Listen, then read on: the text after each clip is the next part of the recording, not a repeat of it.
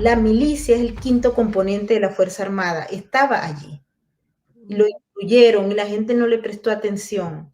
Y se escandalizó cuando el 28 salieron una gente atravesando Caracas con unos fusiles rusos. Hoy que se les olvida eso. Y ahora lo vamos a volver a ver. Aunque no, como no, supuestamente la oposición no va a participar en el lío, bueno, no sé, no sabemos ni siquiera de qué oposición estamos hablando, porque entre las oposiciones que hay, pero se supone que no va a pasar. Pero acuérdense, el 28 atravesaron, ¿no?, una marcha de Petare hasta las Fuerzas Armadas y atravesaron con fusiles, la gente tenía fusiles, armaron la población civil que tiene una precaria formación militar, pero que tiene el cerebro adoctrinado, que son dos cosas diferentes. No sé qué piensas tú, Sammy. Bueno, es que esto tiene una cosa bien compleja. La primera es, o sea, cómo desbolivarianizar las Fuerzas Armadas. Yo creo que el elefante que está en el medio de la sala es eso. O sea, durante la pandemia yo me puse a estudiar y esa forma bolivariana y el Bolívar, y Bolívar simplemente fue un agente del imperialismo inglés que vendió su alma al diablo. Entonces, ¿cómo ponemos esto en contexto? Maduro y toda esa gente no ponen la plata debajo del colchón. Alguien alcahuetea y les cabronea todo lo que ellos puedan producir. Entonces, cuando yo me pongo a estudiar y a leer lo de la piratería en el siglo XVIII, ahora no existen los piratas con la pata de palo, ni con el garfio, ni con el parche. Existen piratas que van a la Escuela de Economía de Londres, que van a Harvard, que van a Wheaton School, que van a todas esas grandes universidades a educarse. Y entonces ya no van a las islas donde están los paraísos fiscales con esa facha.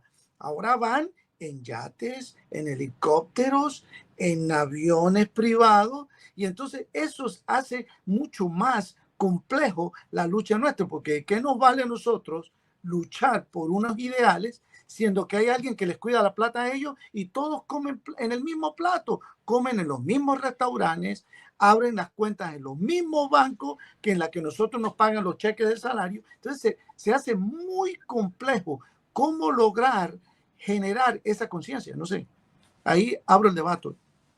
Ay, debate, Azabache.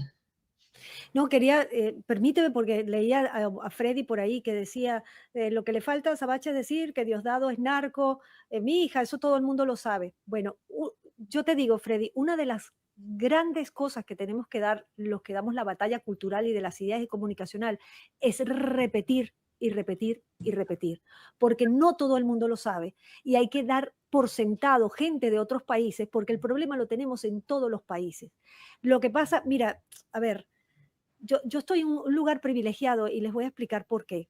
Este país, Argentina, es un país profundamente socialista que por fin está dando el cambio que necesitamos que dé toda la región. O sea, es por primera vez que llega un presidente liberal libertario en toda la historia de la humanidad a la presidencia, al poder de una nación. Pero aquí hay un fenómeno que yo se los quiero contar para seguir debatiendo esto, ¿no? Que es esta batalla cultural y de las ideas tiene que estar acompañada de la parte política. Imagínense dos esferas, la batalla cultural y comunicacional y la batalla política. La batalla comunicacional es la que estamos dando nosotros los comunicadores abriendo conciencias y esto lo hacemos vuelvo y repito, porque sabemos el valor de la libertad, pero necesitamos siempre un Messi que meta los goles y ese Messi aquí es Milei. Si una de las cosas se maneja sin la otra, no tendríamos éxito. Lamentablemente en Venezuela, esta parte política pertenece a ese socialismo del siglo XXI, porque todos los políticos, toda la semilla política de Venezuela no conoce otra cosa sino el socialismo. Y socialismo lamentablemente no sale con más socialismo. Ser tibio con una tiranía asesina termina siendo funcional a esa tiranía. Entonces, yo lo que no veo en Venezuela es la voluntad política de hacer lo que hay que hacer para liberar el país. Por ahí dijeron, no me acuerdo el nombre, discúlpame que no me acuerdo el nombre, pero todo apunta a una convivencia, todo apunta a quitar Es más, el sistema, el mismo sistema criminal puede quitar a Maduro de ahí y poner a otra persona para que sigan ahí haciendo criminalidad, pero con una nueva cara. Eso puede pasar, pero eso no quiere decir que Venezuela va a rescatar su libertad. Por eso es tan importante el despertar ciudadano. Y una de las técnicas para eso es repetir nosotros que el deber que tenemos como comunicación, como la tecnología, como de repente influencer. Influencer no quiere decir que tengas millones de seguidores, puedes tener 1, 10, 1000 o 1.000.000, sino que estés dando esta batalla comunicacional para tu comunidad, es repetir. Igual que un spot de televisión que necesita mucha repetición para que se quede en la cabeza de la gente, nosotros tenemos que repetir muchas veces los mismos conceptos para que se queden en la gente, para que a la hora de debatir y hablar y comunicarse a su familia, los repitan. Y los repitan porque lo entendieron, no que repitan como loro. Porque una de las cosas importantes que hay que entender, por ejemplo, en las ideas de la libertad, es que hay que entender cada concepto, de verdad estudiarlo, comprender lo que estás diciendo. No es la repetición por la repetición misma, porque si hacemos eso, nos convertimos en lo que hace la tiranía y los chavistas, repetir como loros nada más por repetir y atacar y dividir y todo lo demás, y entonces nos prestamos a ser parte del sistema. Aquí hay una palabra clave, sentido común. Nosotros tenemos que lograr que la gente tenga sentido común, y ahí es donde se produce el despertar. Si hay una gente despierta, y si hay políticos despiertos y si hay militares despiertos, se puede dar el milagro. Si no, estaremos, bueno, no lo quiero decir, pero la nueva Cuba en la región sería Venezuela. Samuel. Yo creo que hay una porción, hay un verso bíblico que a mí siempre me impactó. Dice, donde abundó el pecado, sobreabundó la gracia. La gracia es lo que tú estás diciendo, Azabache. Esa convicción de que a lo que estamos enfrentando, porque el problema también es que nosotros no hemos vivido otra cosa. Los 40 años, 50 años de lo que fue el pacto de Punto Fijo, fue simplemente un periplo dentro de todo lo que nosotros vivimos desde 1820. Porque de 1830 hasta 1896, eso fue una guerra federal, fue un desangre. Y la guerra de independencia fue una guerra civil. Viene el petróleo y logra con el malandro mayor, que era el general Gómez, que era el único general de todos ellos, porque el resto era doctorcitos que tenían 20 peones con machete y ya eran coroneles o eran generales. Entonces, esa cultura de poder se ha ido entrochando en Venezuela hasta que llegó, hasta que nosotros llegó Chávez y lo explotó completamente. Entonces, ¿cómo generar, por ejemplo, la estructura? Decía Herrera Luco que nosotros no tenemos clase, son arribistas. Entonces, cada quien llegaba, el malandro que se montaba en el poder, traía a sus amigos. Y después entonces el tipo era desplazado y el tipo se montaba con los otros amigos. Entonces, no existe una clase, que es lo que yo decía. O sea, yo no vi nunca, por ejemplo, al difunto Gustavo Cisneros, ministro de Fomento, por ejemplo. ¿Por qué Colombia no ha caído? Con todos sus problemas. Porque Colombia, los yeras son embajadores, son concejales, se casan con la esposa, se casan con los generales del ejército. Entonces, hay una mezcla de las clases sociales. En nuestro caso no fue así. Chávez era un tipo que salió de una clase humilde, llegó a la academia militar y él estaba completamente aislado. Y entonces ese aislamiento y el aislamiento que le daban los políticos a los militares fue lo que generó que ellos se crecieran en un ambiente completamente aislado. Además, cuando yo fui a presentar examen en la academia militar, que yo estaba loco por irme como buen gocho, me quería ir a la academia militar cuando salí de bachillerato, lo que yo escuchaba era, estos civiles son unos lácidos. Civil era símbolo de ser lacra, lo peor, lo duro eran ellos. Entonces, toda esa lasaña de ideas de que Bolívar era el héroe, todo el mundo quiere ser Bolívar. Y Bolívar, yo le digo, el elefante hay que por ejemplo, hay que quitar el valor monetario de la moneda de Venezuela, tiene que cambiar. Hasta las orquestas hay que quitar el nombre, porque eso, Bolívar fue, hay que tener el coraje de admitirlo. ¿Quién le pagaba toda esa lucha de independencia, esa pseudoindependencia que tuvimos? Se la pagaban los bancos ingleses, que después se lo cobraron, porque no hay puntada sin dedal, como dicen en mi tierra. Entonces, yo creo que la batalla, como dice Azabache, es muy titánica, porque es, primeramente, generar conciencia de clase en alguien que no ha tenido conciencia, porque simplemente ellos se han beneficiado de todas esas conexiones en el momento. Ya después perdieron, por ejemplo, yo una vez, ¿sabe qué me impactó? Yo fui a Venezuela en el 2007. Y entonces voy a una casa de una familia modesta, pero vivía en el Prado del Este, que es una urbanización, como ustedes saben, relativamente bien. A mí, ¿sabe qué me impactó? Yo lo que escuchaba al estar en esa casa era que ellos no estaban molestos por lo que Chávez estaba haciendo. Ellos estaban molestos porque habían perdido la piñata y todas las conexiones y todas las preventas que tenían con los regímenes anteriores. Entonces, ahora ya no la tenían. Entonces, eso era lo que les molestaba. O sea, si ellos no hubieran perdido las prebendas, hubieran seguido, como está pasando ahorita con gran parte de la oposición, con gran parte de los sectores económicos nuestros, que no se están metiendo en el rollo. O sea, hay que negociar y yo sé que obviamente que va a ser una cosa muy difícil y muy dura, porque lo pasaron los alemanes con el nazismo, pero también vimos el espejo de lo que pasó en Irak, cuando básicamente desmantelan todo, y todos esos tipos que estaban en la nómina del partido del Ba'ath y del ejército iraquí, se convirtieron en fedayines que dieron paso al ISIS y a todo ese ecosistema de terrorismo que se ha convertido en un dolor de cabeza en el Medio Oriente. ¿Puedo agregar algo, Maybor? Porque alguien ahí por ahí dijo, primero la batalla criminal y después la batalla cultural. Y yo le quiero responder a esa persona, tienen que ir juntos, tienen que ir de la mano. No puede, a ver, si Venezuela sale de la tiranía mañana y tenemos una población que depende de un plan social y que no se quiere parar en sus propios pies porque ya ha mamado por 26 años, eso estaremos en vías de que vuelva otra vez una tiranía. O sea, es ese minuto que podrás decir, ay, salió la tiranía porque ya lo sacaron, y a la falsa oposición también, resulta que se volvería en contra inmediatamente cuando no tienes una sociedad despierta. Tienen que ir de la mano. Por eso es que nosotros tenemos años dando esta batalla comunicacional. Ojalá que nuestras voces llegaran mucho más lejos para explicarle a la gente que matar está mal, que robar está mal, la corrupción está mal, que las violaciones de derechos humanos están mal.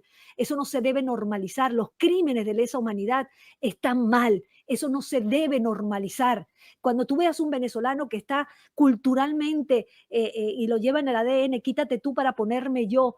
Todo eso es un trabajo cultural que hay que hacer para que esa sociedad acompañe lo que haya que acompañar, y hablo de, imagínense lo que estoy hablando, de todo lo que se necesite hacer para liberar un país, y que después entre en un sistema donde empecemos a pararnos en nuestros propios pies y no depender del Estado. Por eso para mí es muy importante que vayan en simultáneo, no es una cosa por otra. Eso quería decir, Maybor, perdón. Maravilloso. Bueno, yo creo que desde yo tengo aquí muchos años, 34 años, por eso para mí se hace mucho más difícil hablar. Por ejemplo, cuando llegó el chavismo, yo estaba en segundo año en Juilliard, estaba en la universidad, me llamó mi maestro, mira, que están aquí echando plomo y están cayéndose a tiro. Entonces vino un proceso. Después yo pasé 14 años sin ir a Venezuela por otras razones, y después fui y regresé. Pero hay algo que siempre me mantuvo unido, y más que nunca, es esa venezolanidad. Como yo le digo a muchos amigos, Chávez a mí no me enseñó a amar a Venezuela. Yo creo que lo mejor que le pudo haber pasado en medio de esta locura es que mucha gente tenía una gran crisis de identidad. Yo llegué aquí y a mucha gente le daba pena ser venezolano, porque eran cifrinos, eran los que podían viajar. Cuando regresa, cuando se complica la cosa y toma Chávez el poder y que entonces él dice que yo soy, todos tenemos que ser, o sea, somos como Chávez, pues la gente dice, yo me voy a, que Chávez es el que me está generando mi identidad como venezolano. Entonces ahí donde la gente empezó a usar la chaqueta con la bandera tricolor en vez de usar la franelita rojita. Entonces yo creo que ahí son muchos elementos que podemos compartir, ¿no? En mi caso. Después viene hay un elemento también que es fundamental y aquí tal vez un poco controversial. Bueno, yo estudié en el sistema, me gradué en el sistema, mi hermano fundador del sistema y obviamente que, como yo le digo a muchos amigos míos, el sistema le pasó lo que le pasó en la Unión Soviética, al arte, los deportes, la ciencia, que se convirtieron en instrumentos y propaganda. Usted ve grandes, imagínense, el ejemplo más crítico que a mí me dejó impresionado, Shostakovich, que fue uno de los grandes compositores de la Unión Soviética, cuando Stalin invade a Finlandia, que Hitler y Finlandia y Stalin deciden repartirse Europa, Stalin le dice a Shostakovich, escríbeme una oda con temas finlandeses porque yo quiero celebrar la identidad finlandesa, pero bajo la bota soviética. Y Shostakovich, ¿qué podía hacer? Pues tuvo que escribirla. Obviamente que esa obra nunca va a aparecer en los programas de repertorio de las orquestas grandes del mundo que admiran y valoran la obra de Shostakovich. Entonces, a veces son como paradigmas y como estructuras a las cuales uno como artista y como intelectual y como científico, imagínense, el científico el otro ejemplo que me parece impactante para poderlo contrastar con la situación de Venezuela es Sájarov. Sájarov le llegó al punto de ser uno de los científicos consentidos. Fue el padre de la bomba de hidrógeno de la Unión Soviética. Descubrió un sistema que permitía medir la cantidad de pólvora que cada bala tenía. Y entonces eso le permitió una efectividad al Ejército Rojo para poder ganar a los alemanes. Y el tipo, cuando Khrushchev se volvió loco, se enloqueció de que quería convertir a la Unión Soviética en una gran cementerio de cohetes balísticos, los amigos biólogos y ambientalistas soviéticos le dijeron a Sájarov, mire, si usted permite que las bombas de hidrógeno se hagan las pruebas en la atmósfera, imagínate tú la catástrofe ecológica y ambiental que vamos a causar. Y Sájarov va a donde Khrushchev. ¿Y qué pasó? El tipo perdió todo. Se convirtió de un gran científico, de un gran aportador a la ciencia, a convertirse a un paria, en un gusano, en un guiñapo, y ya ustedes conocemos la historia de Sájarov. Entonces, yo creo que nosotros nos estamos debatiendo en este rollo. O sea, ¿cómo lograr que de alguna manera podamos valorar lo que están allá? Por ejemplo, yo veo en una nota positiva, ¿no? Veo una cantidad de chamos que están haciendo cosas increíbles. Músicos, o sea, lo mío es la música. Ahí está un grupo que se llama uno de los tantos. Por ejemplo, están los chamos que están en Francia, uno que se llama Monsalve y sus forajidos. Música funk afrocubana. Está Gonzalo Grau haciendo cosas que hace música flamenca, tiene una banda de salsa de timba espectacular. O sea, hay una cantidad de gente que está haciendo cosas lindas. En la ópera está María Brea, que tuve el privilegio de ser, es la hija de la maestra de mi chama, que está estudiando ópera en una universidad muy buena aquí en Chicago. Entonces, tú ves cómo la música venezolana, el arte venezolano va generando espacios.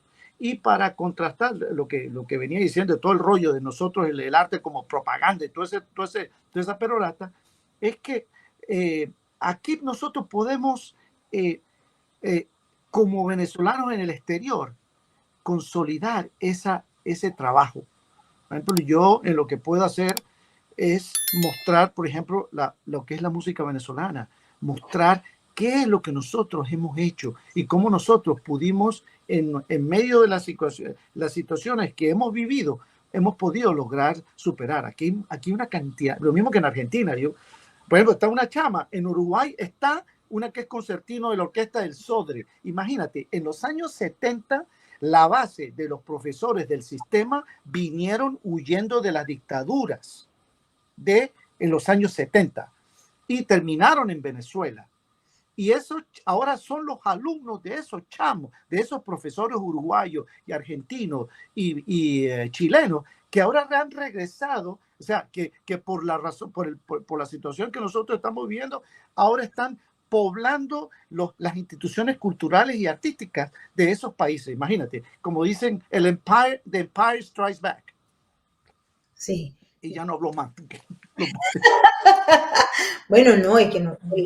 El tema es ese, Samuel, que aquí hay mucho talento desarrollándose por todos lados y dentro hay una gente que trabaja duro y son talentosos y mira, yo conozco gente que ha hecho empresas, allá todo el mundo ahora es emprendedor. Entonces haces empresas y buscas todo lo que son los beneficios que te ofrece anteriormente más que ahora, porque Venezuela se puso muy costoso en dólares y se devaluó el dólar. Pero anteriormente era un negocio hacer, por ejemplo, redes sociales, hacer cualquier tipo de actividad digital, diseñadores de todo esto de escribir guiones, etcétera, era un buen negocio. Hoy en día ya los precios resultaron o empezaron a ser competitivos con el mercado extranjero, entonces las empresas prefieren lidiar con personal que esté accesible y que no sea un lío para comunicarse con ellos, porque allá en Venezuela a veces el internet se cae, que si no se cae, que si la cosa, y eso también daña. Pero yo he estado muchas veces con Azabache en Buenos Aires, en Argentina, y hemos conversado sobre todo eso. Bueno, ella está en una ciudad que yo amo, que tiene una riqueza cultural extraordinaria, además la gente maravillosa, pero ¿cómo se siente hoy en día Azabache? Porque hay que entender también, y ya vamos para allá, para la parte ácida.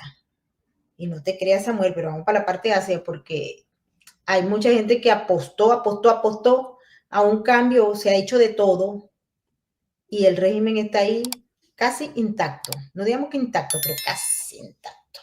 Adelante, Asa. Bueno, Maybor, yo quiero primero poner el contexto, ¿no? Mi contexto para que sepa la gente de dónde hablo.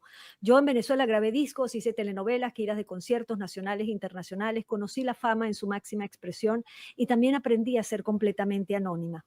Gracias a un evento que tuve con el mismísimo Chávez saliendo de una radio que no me vendí, me ofreció un cheque en blanco para unirme a su revolución. Yo le contesté que no me iba a unir a su revolución porque yo consideraba que él era un asesino golpista. Yo viví el golpe de Estado que él dio en el 92. Eso marcó mi vida en el sentido que cuando ese señor llegó al poder, él estaba en campaña, a mí se me cerraron todas las puertas de trabajo, amenazas a mi familia y a mí, y es ahí donde yo decido salir de Venezuela. Llamé a los medios de comunicación que me abrieron las puertas. Yo trabajé en Radio Caracas Televisión, en Venevisión, en los mejores canales de televisión en Venezuela, y nadie me agarró el teléfono, nadie me escuchó. Y yo estaba recibiendo amenazas. Desde ese momento yo tuve que tomar la difícil decisión de salir de mi país y agarré una gira que para mí fue mi boleto de salida de Venezuela, con el único objetivo que donde me dejara el avión, empezar de cero o de nuevo y sacar a mi mamá. Mi madre pertenece a los más de 20.000 jubilados y pensionados que no reciben su jubilación y pensión desde hace más de 10 años hoy. Y cada vez que paso por aquí, transito los jubilados y pensionados en Venezuela que no llegan ni a $2 mensual, con una canasta básica entre 500 y 600 dólares. Esa ha sido la historia de mi vida. Y yo sé que los artistas nos debemos a un contexto político, social, cultural, demográfico durante toda nuestra vida. Pero hay veces que las expresiones artísticas se quedan pequeñas al lado de la tragedia de lo que pasa en el país, en Venezuela, en nuestra tierra. Y se vuelve todo más complejo. Cuando yo migro, me doy cuenta que Argentina está transitando el mismo socialismo del siglo XXI y me pongo a investigar y resulta que es un guión que se repite y se adapta a las diferentes idiosincrasias de los países. Entonces es ahí cuando yo decido de una vez por todas dar un paso al frente, llamar las cosas por su nombre. Tú sabes muy bien que me bajé de los escenarios, Maibor, hace mucho. No quiere decir que yo he perdido el amor por el escenario. Amo, es mi primer amor, es la pasión de mi vida, pero he tenido, tomé con mucha responsabilidad esto, ¿no? De ser voz, de ser caja de resonancia de lo que pasa en mi tierra. Para que lo sepa la gente, yo perdí, igual que más de 10 millones de venezolanos, perdimos país, perdimos carrera, perdimos familia. Es una historia de pérdidas. A mí me dan un no sé qué cuando oigo en las redes sociales que escriben, los venezolanos se hacen las víctimas. No, nosotros no nos hacemos las víctimas. Nosotros somos víctimas de ese sistema criminal que hoy está en Venezuela. Ahora, yo no veo a los venezolanos de bien de ninguna manera haciéndose las víctimas como pretenden instalar en los medios de comunicación. Aquí hay mucha gente trabajadora. Yo creo que somos una de las migraciones más capacitadas en este tiempo histórico. Te juro que no voy a generalizar, hay gente mala y buena en todas partes y lamentablemente nosotros sabemos que el socialismo del siglo XXI y el régimen como el venezolano y el cubano utiliza la herramienta de la migración para infiltrar criminales dentro de los países para producir desestabilización y todo usado a su beneficio.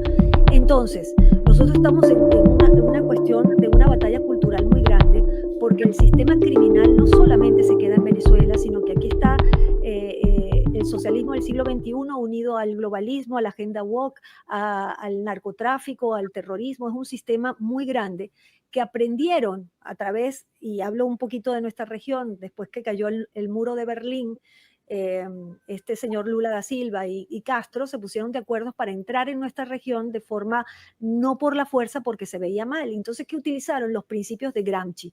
Se metieron en la cultura, en la educación, en todo sitio donde podían adoctrinar sin que la gente se diera cuenta. Entonces, ¿por qué digo esto? Porque nos han dividido durante décadas. Por supuesto que al entrar un régimen tirano asesino como el venezolano, la división es divide y triunfarás. Mientras más nos dividen, ellos avanzan sobre nuestras libertades, como derecho a la vida, a la libertad y a la propiedad. Entonces, fíjate que en este contexto a nivel mundial vemos no solamente esto de los que están afuera y los que están adentro, sino que también vemos mujeres contra hombres, hijos contra padres, maestros, alumnos contra profesores, marchas y contramarchas, veganos contra carnívoros, todo división, división, división, división. Estamos metidos en un sistema que nos divide. Lamentablemente, la batalla comunicacional estamos haciéndola nosotros desde las redes sociales. Aquí no hay estructura atrás, y yo siempre digo esto, yo no recibo apoyo económico de ningún gobierno, ningún político, ningún partido, igual que tú, Maibor, y los que estamos metidos dando esta batalla comunicacional, y estamos con nuestra voluntad, nuestras ganas de abrir las mentes, y nada más con la estructura que nos da la tecnología, la viabilidad que nos da la tecnología. El problema es que del otro lado la estructura es muy grande, hecha desde hace décadas. Tenemos todo un sistema a nivel global funcionando para dividirnos. Entonces, ¿qué es lo que podemos hacer nosotros, el poder comunicacional? Tratar desde el poder comunicacional, despertar conciencias y hacerles entender a la gente que los están usando y los están manipulando. Porque si no fuese por nosotros, y hablo de los más de 10 millones de venezolanos, que a lo mejor no somos todos los que dimos esta batalla comunicacional, no se supiera nada de lo de Venezuela. Entonces es hasta, voy a buscar una palabra que no sea tan dura, pero de ignorancia, y la ignorancia no es falta de conocimiento, sino negarse a recibir ese conocimiento, caer en las manipulaciones del régimen para dividirnos cada vez más. A todos los venezolanos, dentro y fuera del país, tienen todo el derecho de hablar de Venezuela. Y es más, yo voy más allá. Todo habitante de este mundo y de esta región y del globo tiene el derecho de hablar de los otros países. Hoy justamente estaba haciendo un en vivo donde decía que tenemos que romper los paradigmas. Eso de no hablar de política, no hablar de religión, no hables de este país porque tú no tienes derecho. No, todos tenemos derecho de hablar de lo que sea. Y es tan importante contrastar esas ideas para que nos demos cuenta cómo nos manipulan. En Venezuela tenemos un gran problema ahora, que todo está sometido por el régimen, desde la Constitución chavista, el Tribunal Supremo de Justicia chavista, el Consejo Nacional Electoral chavista, o sea, las Fuerzas Armadas chavistas, los medios los controla el chavismo, la oposición también es controlada por el chavismo. Entonces, estamos realmente en un problema grave porque hay un cerco comunicacional inmenso, pero eso no quiere decir, y yo no subestimaría jamás la inteligencia humana de encontrar realmente la grieta o el hueco para poder entrar comunicacionalmente a hacer un gran despertar en la gente, Mayra. Sí, el despertar de la gente, ahí es donde está el reto, ¿no?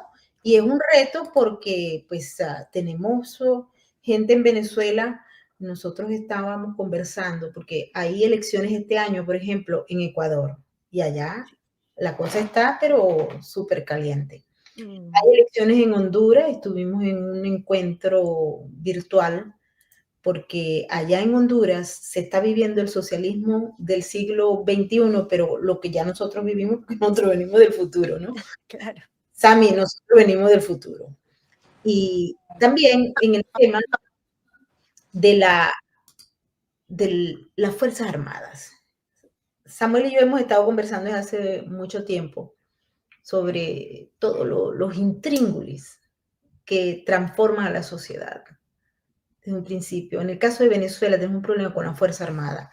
Yo no sé si los muchachos tienen ahí el video para que un audio que nos envían desde Venezuela, porque allá la gente está preocupada.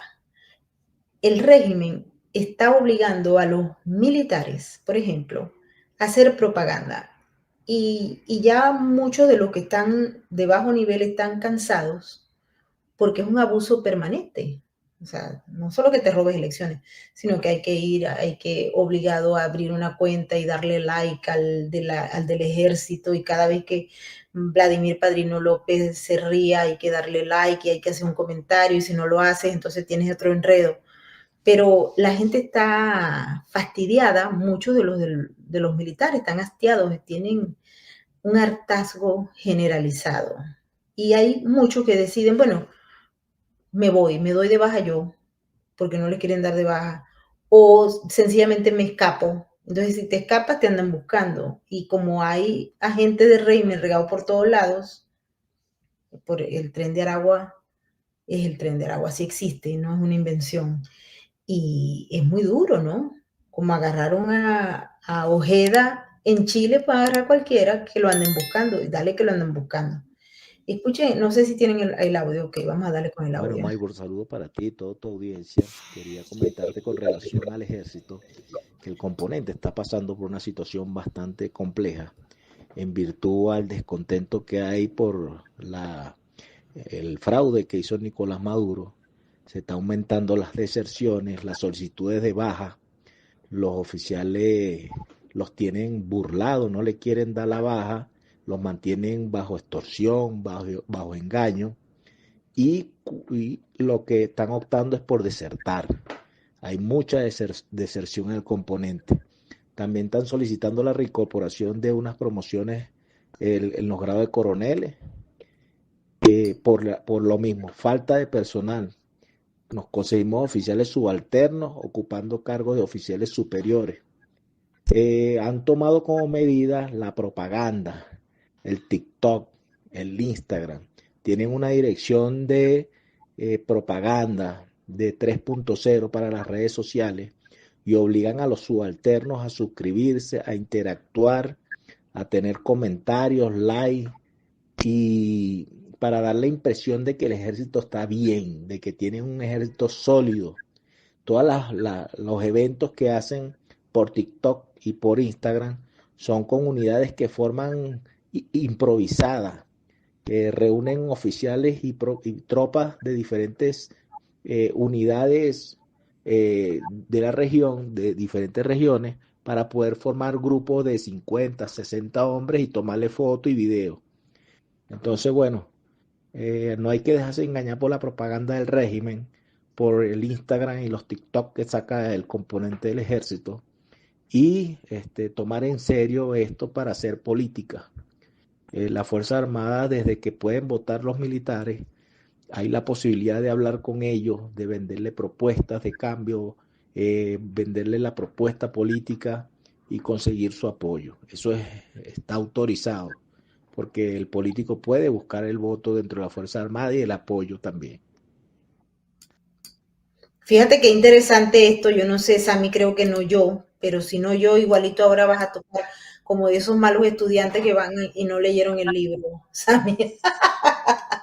Pero en esencia nos están planteando justamente eso, ¿no? El tema de estar en la Fuerza Armada y de ser obligados por el régimen a tomarse fotos, a dar apoyo, porque la propaganda en estos momentos es una de las herramientas principales del régimen.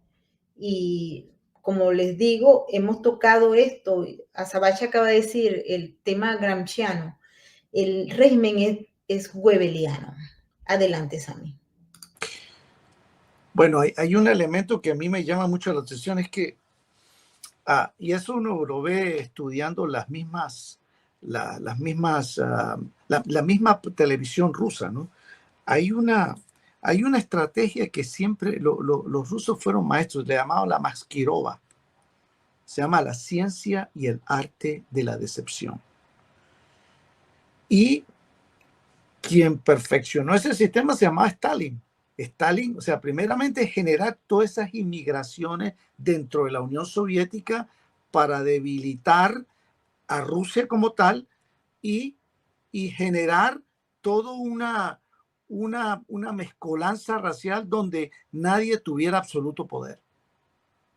Entonces, o sea, por un lado tuvo cosas que pudiéramos decir son positivas. Crearon las universidades, crearon unas fuerzas armadas invencibles, que también hay una cosa que mucha gente no se da cuenta, que es que, por ejemplo, cuando hablaban de la Guerra Fría, ¿no? O sea, por ejemplo, la batalla de Berlín, viendo los números, y cómo eso se traduce a lo que nosotros estamos viendo hasta este momento. O sea, cómo Stalin en la última batalla que libró pudo movilizar 1,5 millones de soldados, siendo que ya en el 1940 ya había perdido 1 millón. O sea, los números son lo mismo que nosotros, son 7 millones de venezolanos deambulando desde la Patagonia hasta el Río Bravo. O sea, eso es una forma de guerra extremadamente brillante, que nosotros, no sé, y cómo ellos han generado ese nivel de agotamiento intelectual, emocional, moral, que simplemente la gente va de un tumbo al otro. Y así es como ellos logran mover esas olas. El Tren de Aragua, pues, es una consecuencia de eso. Eso es una forma de guerra que nos va, o sea, ahí es donde nosotros tenemos que ver cómo podemos hacer. En el momento que uno dice como artista, ¿qué podemos hacer, no? Y especialmente en el área de educación, ¿cómo hago yo para que ese muchacho piense? Siendo que normalmente tú tienes una cantidad de estructuras que dicen, no diga esto, no haga esto, no haga esto, no diga esto. Es como una camisa de fuerza. Uno va entrando y uno dice, ok, es como que entrar en una secta. Es como si entraras en una secta, claro. En el caso de la Fuerza Armada, es el lavado de cerebro desde el día 1 en adelante. ¿Por qué? Porque tristemente para poder montar el régimen y el sistema que opera en Venezuela era necesaria la Fuerza Armada. Una de las cosas que falló en Argentina fue esa. La Fuerza Armada, como estaba tan desprestigiada y tan golpeada por las dictaduras del siglo pasado, no pudieron ser utilizadas como el kirchnerismo hubiese querido que se utilizaran. Y no sé si estás de acuerdo conmigo, Azabache. Adelante, Azabache. Sí, totalmente, estoy de acuerdo porque, a ver, el sistema de este socialismo del siglo XXI, ustedes lo saben, se necesitan 20 años por lo menos para instalarse, por lo menos, ¿ok? Entonces, ¿qué pasa? Necesitan controlar todo.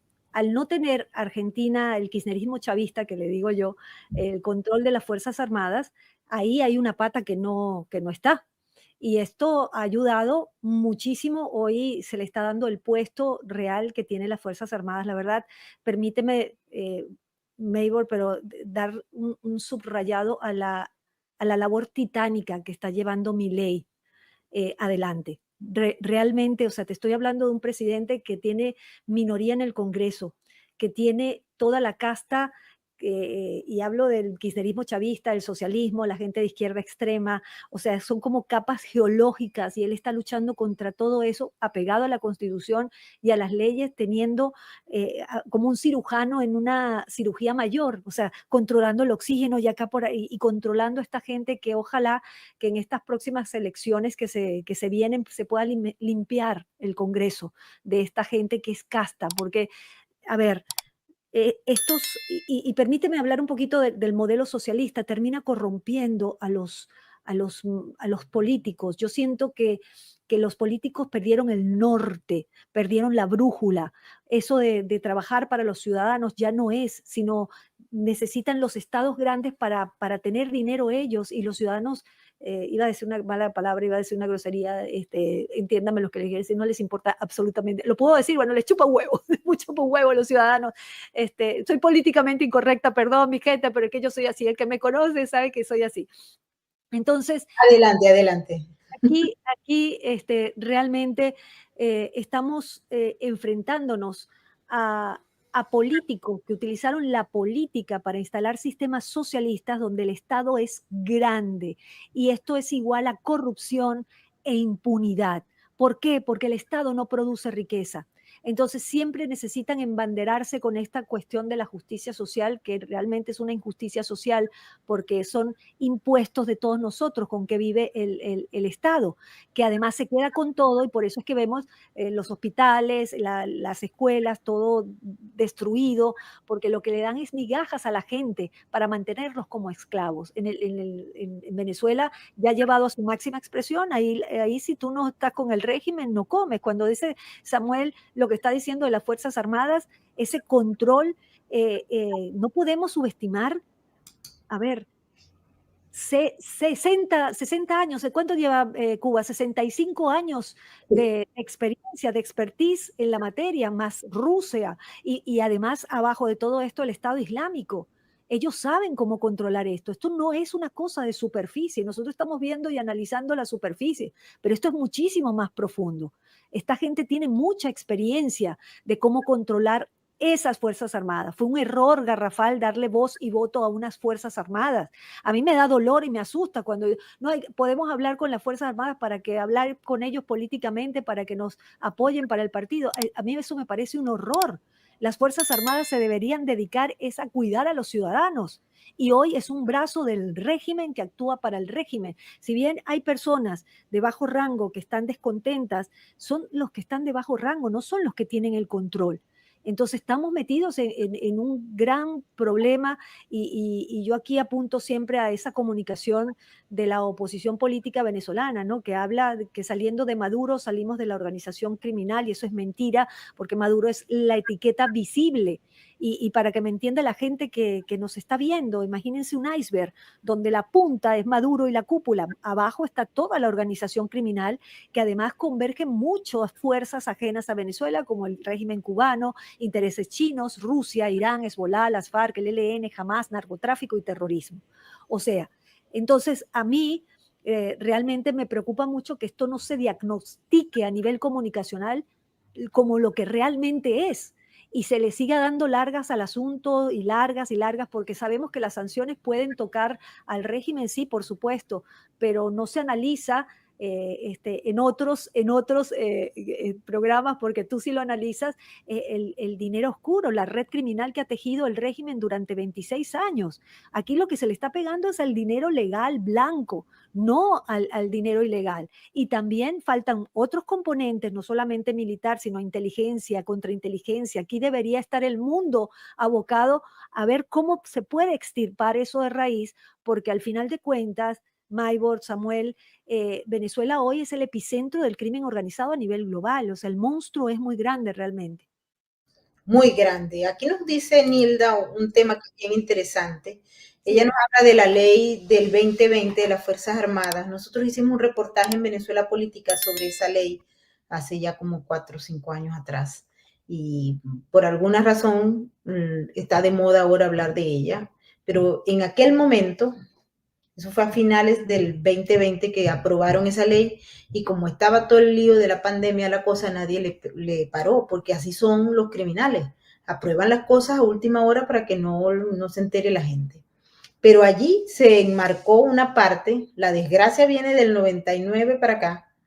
99, golpe de Estado, eliminación de todo, y empieza a reconstruirse el sistema que tenemos hoy en día.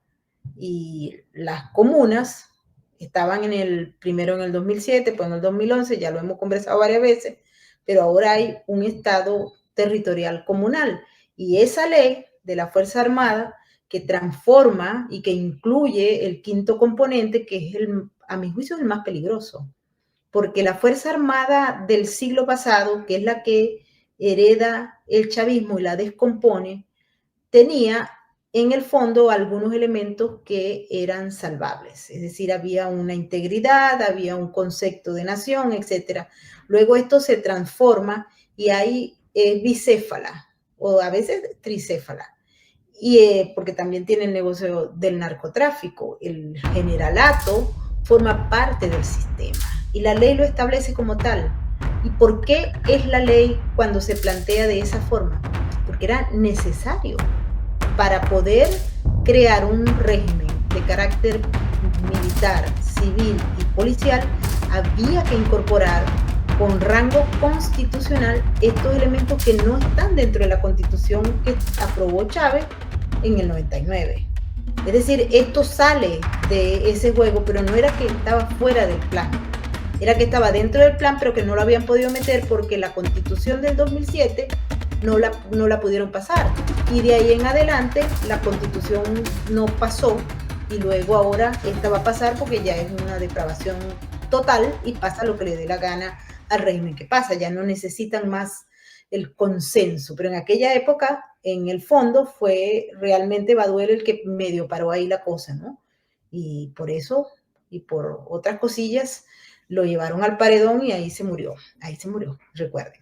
Pero esto de la ley de las Fuerzas Armadas incluye lo que se llaman los grupos que utiliza el régimen para crear lo que ya existe en Cuba hace tiempo, las milicias. Su mirada no conoce de estadísticas. Aún así, millones de ellos padecen una cruda realidad. Su lealtad es inquebrantable, aunque no haya nadie con quien compartirla. La diferencia la haces tú. Adopta, esteriliza, colabora. Red de Apoyo Canino.